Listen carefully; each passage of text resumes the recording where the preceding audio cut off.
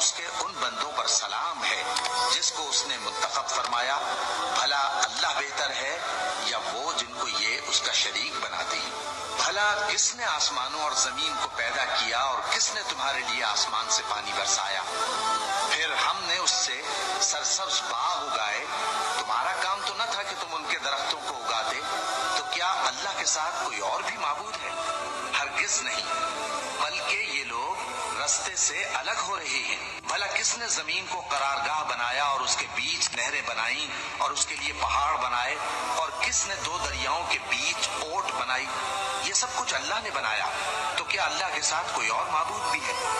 ہرگز نہیں، بلکہ ان میں اکثر علم نہیں رکھتے۔ بھلا کون بے قرار کی التجا قبول کرتا ہے جب وہ اس سے دعا کرتا ہے، اور کون اس کی تکلیف کو دور کرتا ہے، اور کون تم کو زمین میں اگلوں کا جانشین بناتا ہے؟ یہ سب کچھ اللہ کرتا ہے، تو کیا اللہ کے ساتھ کوئی اور معبود بھی ہے؟ ہرگز نہیں، مگر تم بہت کم غور کرتے ہو۔ بھلا کون تم کو جنگل اور دریا کے اندھیروں میں رستہ بتاتا، اور کون ہواؤں کو اپنی رحمت کے آگے خوشخبری بنا کر بھیجتا ہے؟ یہ سب کچھ اللہ کرتا ہے، تو کیا اللہ کے ساتھ کوئی اور معبود بھی ہے؟ ہرگز نہیں، یہ لوگ جو شرک کرتے ہیں اللہ کی شان اس سے بلند ہے۔ بھلا کون خلقت کو پہلی بار پیدا کرتا پھر اس کو دوبارہ پیدا کرے گا، اور کون تم کو آسمان اور زمین سے رزق دیتا ہے؟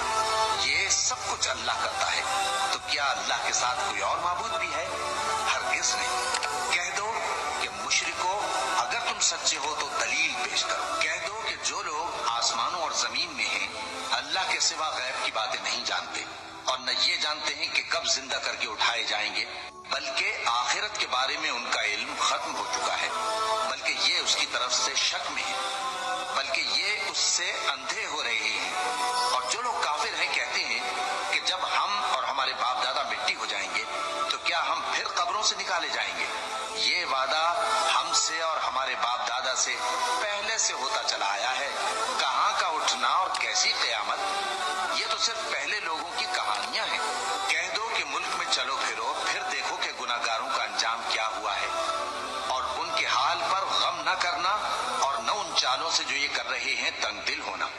اور کہتے ہیں کہ اگر تم سچے ہو تو یہ وعدہ کب پورا ہوگا؟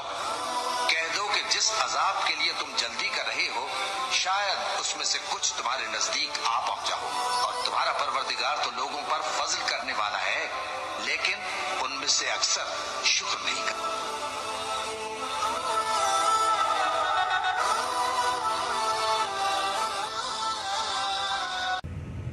اللہ اس گناہ کو نہیں بخشے گا کہ کسی کو اس کا شریک بنایا جائے، اور اس کے سوا اور گناہ جس کو چاہے گا بخش دے گا، اور جس نے اللہ کے ساتھ شریک بنایا تو بے شک وہ رستے سے دور جا پڑا۔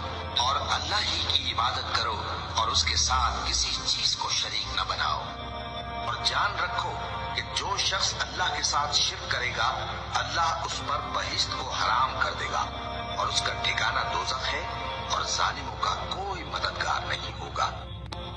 اور اس شخص سے بڑھ کر کون گمراہ ہو سکتا ہے جو ایسے کو پکارے جو قیامت تک اسے جواب نہ دے سکے، اور